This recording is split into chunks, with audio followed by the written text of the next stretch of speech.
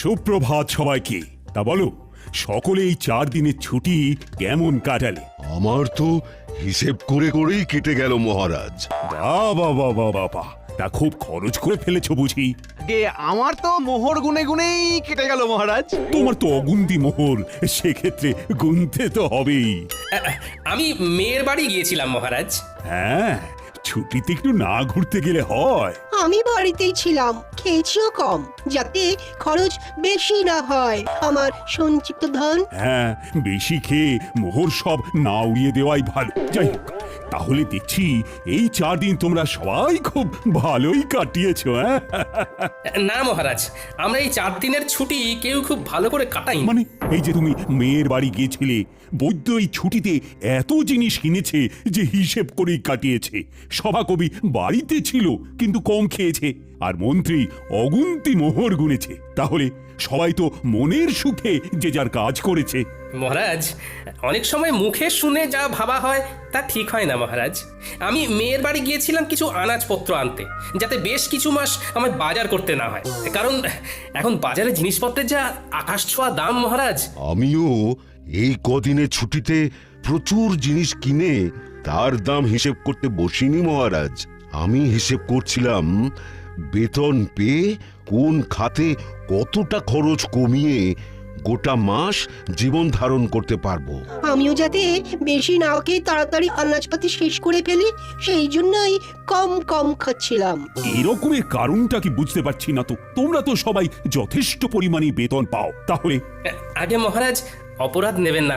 আপনার এই বেতনে এখনকার যা পরিস্থিতি, তাতে আমাদের মাস চালানো খুব দুষ্কর হয়ে যাচ্ছে। মহারাজ, আপনি বেতনের দিকটা একটু ভাবলে ভালো হয়। বেতনের দিকটা ভেবে দেখবো মানে কি বলতে চাইছো? বেতন বাড়ান মহারাজ, বেতন বাড়ান।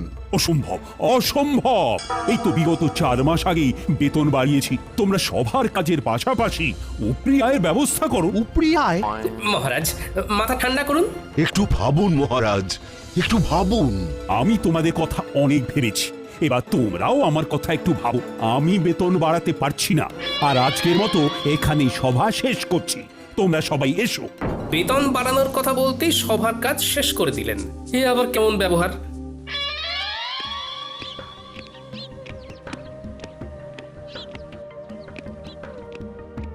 একি মহারাজ, আপনি এখন এই অসময়ে? হ্যাঁ, চলে এলাম আর কি। সবাই একটু গন্ডগোল হয়েছে। তারা বেতন বাড়াতে বলছে রানী। যা বেতন পাচ্ছে তাতে নাকি জিনিসপত্রের বাজারে যা আকাশ ছোঁয়া দাম, তাতে হচ্ছে না। আপনি কি বলেছেন শুনি? আমি বলে দিয়েছি বেতন বাড়ানো এখন অসম্ভব। আমি ওদেরকে বলেছি উপরি আয়ের ব্যবস্থা করতে। সে কথা শুনে সবাই কি বললেন? সবাই আকাশ থেকে পড়লো। একটা কাজ করুন না মহারাজ, আপনার পশ্চিম দিকের যে মাঠটা রয়েছে সেইখানেই ওদের জন্য কিছু ব্যবস্থা করে দিন না। তোমার কথাটা মাথায় থাকলো, তবে 2 দিন বাদে বলবো। আগে দেখি ওরা কে কি করে। বেশ। গিন্নি, ও গিন্নি। বলো। এ কি গো গিন্নি, তুমি শুয়ে আছো? শরীর খুব খারাপ নাকি? দেখি দেখি। হেমা, তোমার গা তো জ্বরে পুড়ে যাচ্ছে। কিছু খাওনি নাকি? আমি উঠতে পারছি না। আজকে রান্নাটা যে কি করে করব বুঝতে পারছি না গো। রান্না নিয়ে কিছু ভেবো না, ও আমি করে নিচ্ছি। তুমি শুধু চুপটি করে শুয়ে থাকো দেখি। না, সে কি করে হয়? তোমার এসব রাধা বাড়া অভ্যেস নেই। আরে তোমারও কি জন্ম থেকেই স্বামীর সাথে ঘর করার অভ্যেস ছিল? হ্যাঁ, সেই তো আমার সাথে বিয়ের পরে অভ্যেসটা হয়েছে। আমার কথা আলাদা, আমি মেয়ে মানুষ। বারে বা, বেটা ছেলে বলে কি রান্নার অভ্যেস তাও আবার কদিনের জন্য হবে না? এইসব একদম বাজে কথা গিন্নি। তাও আমার খারাপ লাগবে। তুমি এখন থামো তো গিন্নি। শোনো, আমি এই কদিন রাঁধবো, আর তুমি শুধু গ্যাট হয়ে খাটের উপর বসে খাবে, বিশ্রাম নেবে। তুমি শুধু আমি রান্নাটা কেমন করি সেটা দেখো।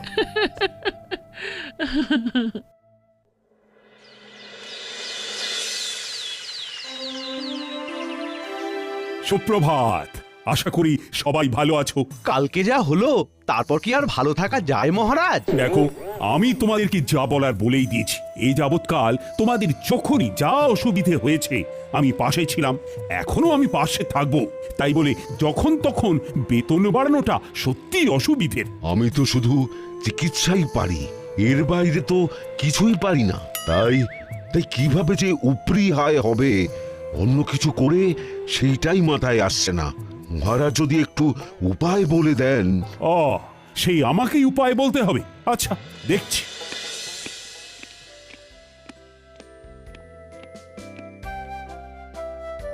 মহারাজ, বলছি কি, সুপ্রভাত রানীমা। সুপ্রভাত। আশা করি সকলে ভালো আছেন।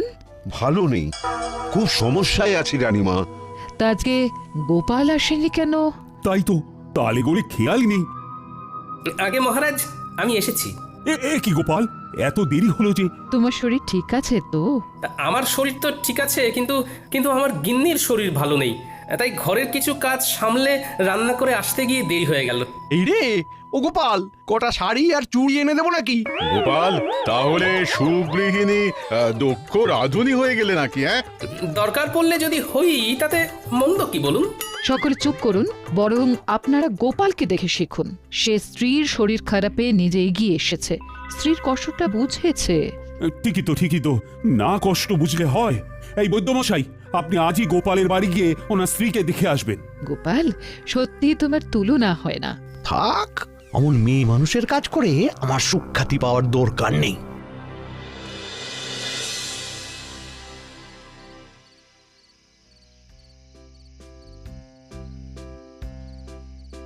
কি ব্যাপার রানী, এমন উদাস ভাবে বারান্দায় দাঁড়িয়ে? ভাবছি গোপাল গিন্নির কত ভাগ্য ভালো। কেন? এই যে সে এমন এক স্বামী পেয়েছে যে তার সব দুঃখ কষ্ট বোঝে। আর তোমার স্বামী বুঝি সেটা বোঝে না? না, কিছু কিছু সময় বোঝে, আবার কিছু কিছু সময় বোঝে না। আচ্ছা, বুঝেছি। তোমার মন পেতে গেলে আমায় তাহলে একদিন লুকিয়ে লুকিয়ে ঠাকুরদের সরিয়ে তোমাকে রেঁধে খাওয়াতে হবে, তাই তো? আপনি রাঁধতে পারবেন? কি জানি, তবে চেষ্টা করে দেখতে পারি। আমার মনে হয় আপনি আর আপনার সভাসদেরা, মানে গোপাল বাদে কেউ রাঁধতে পারবেন না। এত বড় অপবাদ দিও না রানী। গোপাল ছাড়াও আর বাকিদের ভিতরে কেউ না কেউ নিশ্চয়ই রাঁধতে পারে। বলছেন? আচ্ছা, একটা কাজ করলে কেমন হয়? কাজ? কি কাজ? আপনাকে ওই দিন বলছিলাম না, আপনার পশ্চিম দিকের মাঠটায় ওদের কিছু একটা উপরি আয়ের জন্য ব্যবস্থা করে দিন। হ্যাঁ, তার সাথে এর কি সম্পর্ক? শুনুন, আপনি আপনার সভাসদদের বলুন তারা ওই মাঠটায় নিজের ইচ্ছে মতো তৈরি করা খাবারের দোকান ওই বিকেলবেলার দিক থেকে রাত্রিবেলা পর্যন্ত দিতে পারেন। তাতে কি লাভ হবে? তাতে এনাদের উপরি আয়ও হবে। সবার কাজ শেষ করে তারা অনায়াসে খাবার দোকান খুলে খাবার বিক্রি করতেই পারবেন। হ্যাঁ, দারুণ বলেছে তো। আচ্ছা, তাই খাবারগুলো কি সভাসদেরই বানাতে হবে? এমন কোনো কথা আছে কি? মানে যেহেতু তুমি তখন ওই রান্নার প্রসঙ্গ তুলেছিলে, তাই জিজ্ঞাসা করছি। সেই খাবারগুলো সভাসদেরই বানাতে হবে এমন তো কোনো বাধ্যবাধকতা নেই। তারা চাইলে তাদের স্ত্রী বা বাইরের কারো সাহায্য নিতেই পারেন। তবে যারা নিজের হাতে খাবার বানিয়ে বিক্রি করবেন তাদেরকে পুরস্কার হিসেবে 2 থলি করে মোহর দেওয়া হবে। রানী, তোমার প্রস্তাবটাকে আরেকটু পরিবর্তন করে দিই। সভাসদের এমন বলি, বেশ কিছুদিন ব্যাপী পশ্চিম দিকের বড় মাঠটায় একটা ভোজন মেলার আয়োজন করতে চাই। তাই আমার ইচ্ছে, আমার সভাসদেরা এই ভোজন মেলায় হরেক রকম খাবারের পসরা নিয়ে খাবারের দোকান দিক। তার মধ্যে যে সভাসদেরা নিজের হাতে রান্না করবে তারা প্রত্যেকে পুরস্কার বাবদ 2 থলি করে মোহর পাবে, এবং যে সভাসদের খাবারের দোকানে সব থেকে বেশি বিক্রি হবে সে পুরস্কার স্বরূপ 5000টা মোহর পুরস্কার পাবে। অতীব উত্তম। শুধু শুধু উপরি আয়ের জন্য ওনারা সবাই খাবারের দোকান খুলতে রাজি নাও হতে পারেন, তার থেকে পুরস্কারের কথা বলে মেলায় খাবারের দোকান খোলার প্রস্তাব দেওয়াটা একদম উপযুক্ত। আপনি কালকেই ঘোষণা করে দিন মহারাজ। ভাবছি আমিও যদি দোকান দিই তাহলে আমায় কি পুরস্কার দেবে বলো তো রানী? তা আমি কি জানি।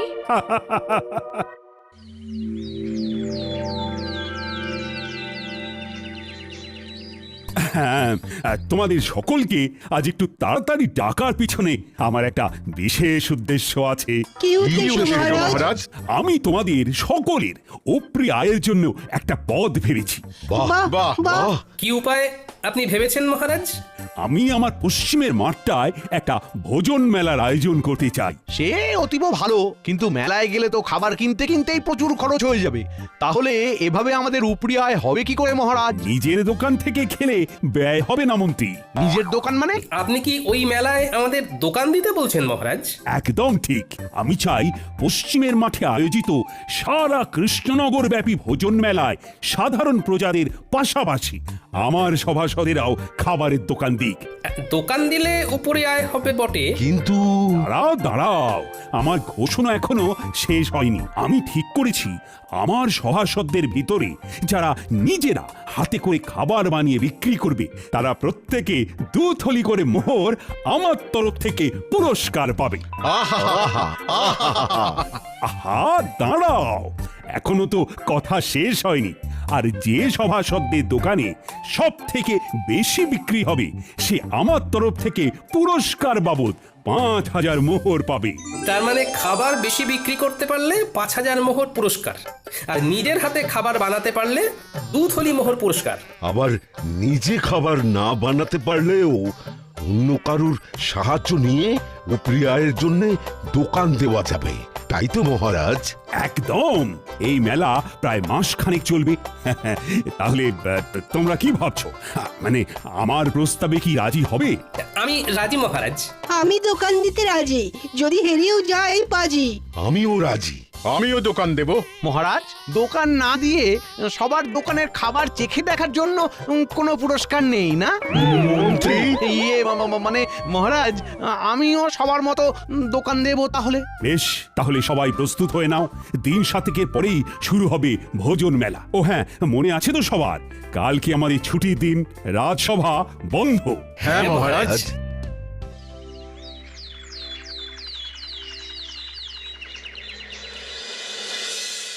গিন্নি, ও গিন্নি, আরে ও গিন্নি, শোনো না। হ্যাঁ, তাহলে তাহলে তুমি বলছো আমি বেশ ভালো করেই জিলিপি, অমৃতি, গজা এসব বানাতে পারবো না? হ্যাঁ, খুব খুব ভালো করে পারবে। তা আমার প্রতি তোমার এত আত্মবিশ্বাসের কারণ কি? আরে বাবা, জিলিপি অমৃতি বানাতে গেলে শুধু ময়দার মিশ্রণটা এই টকবকে গরম তেলের ভিতরে ভালো করে প্যাঁচ দিয়ে গোল গোল আকৃতি করে পাক দিলেই তৈরি হয়ে যায়। আর এই প্যাঁচ দেওয়ার ব্যাপারে কৃষ্ণনগরে তোমার মতো পারদর্শী আর কেউ আছে বলে তো আমার মনে হয় না। ঠিক বলেছো। তোমারও যা প্যাঁচালো মন, সেই মনের প্যাঁচের মতো আমায়ও যা সুন্দর করে তুমি জিলিপি অমৃতি বানাতে শেখাবে, আহা আহা, তারপর আমার পূর্ব অভিজ্ঞতা তো আছেই। যাকে যাক, এই চলো শুরু করে, চলো চলো।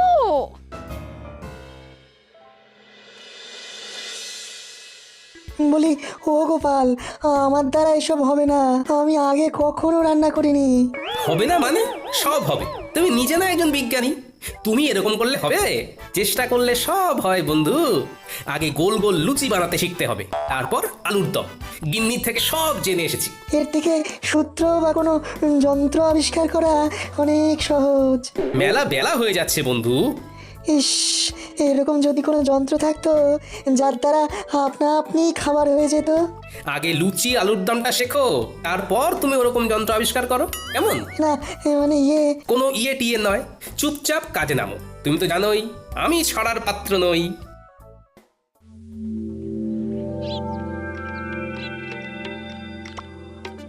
কি হে বন্ধু, কি খবর? বিজ্ঞানী কি রান্না করেছে জব্বর?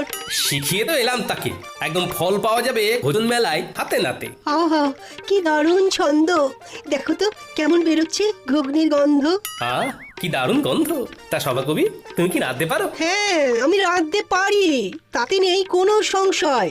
সেই জন্যেই মেলায় বিকাবো ঘুগনি ও মুড়ি মহাশয়। সাবাস বন্ধু, সাবাস। তা তুমি কি বেচবে গোপাল? ঠিক করেছো কি ঘুম থেকে উঠে সকাল সকাল? না বন্ধু, কিছু ঠিক করিনি এখনো, দেখি কি বিক্রি করি। হ্যাঁ, তাড়াতাড়ি ঠিক করে ফেলো, কারণ খুব তাড়াতাড়ি দিন যে ঘনিয়ে এলো। গোপাল, ভেবেছি চপের দোকান দেব, কিন্তু বেসন গুলতে গিয়েই তো কাল ঘাম ছুটছে। আপনার এই দুই হাতে নিজে এত পাচন গুলেছেন, আর এখন বেসন গুলতে গিয়ে নাকানি চোখানি খেলে হবে? আমার ভয় করছে গোপাল। দেখি তো, আমার সামনে আপনি গুলতে বসুন, কেমন ভয় লাগে আপনার দেখি। গোপাল, তুমি পারো বটে। একবার হাঁক দিলাম আর তুমি সাহায্য করতে চলে এলে। বৈদ্যমশাই, আমরা একই রাজ্যের লোক, তাই বিপদে ডাক শুনেও মুখ ঘুরিয়ে না শোনার ভান করে বসে থাকলে হবে?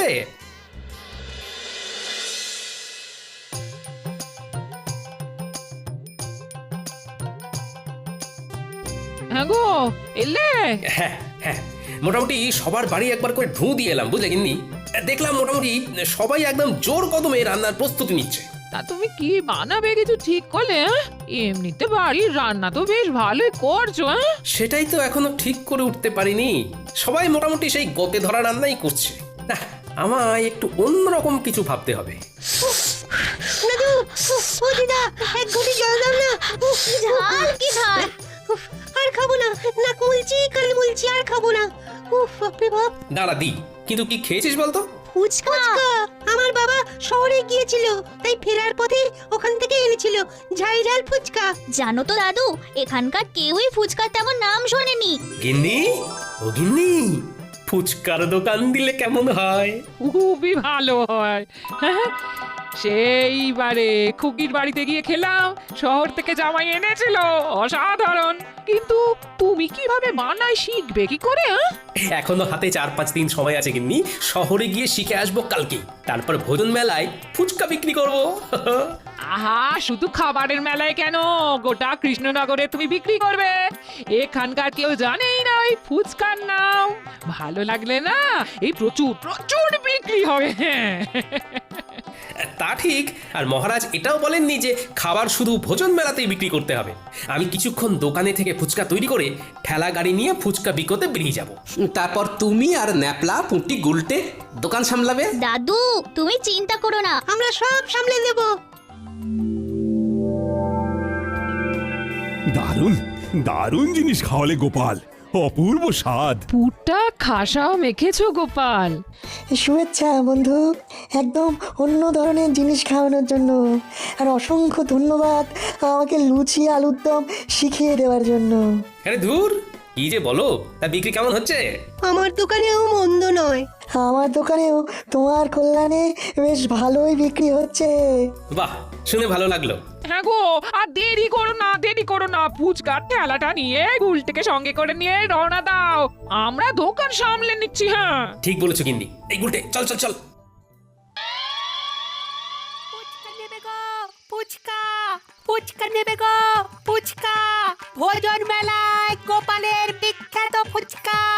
এক মোহরে 7টা, খেয়ে যাও খেয়ে যাও, এক মোহরে 7টা। ফুচকা নেবে গো। ফুচকাটা আবার কি? হ্যাঁ হ্যাঁ, আমি বুঝেছি বুঝেছি, ফুচকা কি, তাও আবার খাবারের মেলায় গোপালের বিখ্যাত ফুচকা। চল চল চল, খেয়ে দেখবি, চল বাকিদেরও ডাক। একটু ভালো খেতে, ভালো খেতে, আরো দিন আমায় ফুচকা দিন। দাদু, মন বলছে এই এক ঠেলা গাড়ি ফুচকা না নিমেষেই শেষ হয়ে যাবে। দেখে নিও দাদু, তুমি হবে সেরা বিক্রেতা। দূর পাগলা, সেরা বিক্রেতা না, সর্বোচ্চ বিক্রেতা। দুটো একসাথে বললেও কিন্তু মন্দ লাগবে না।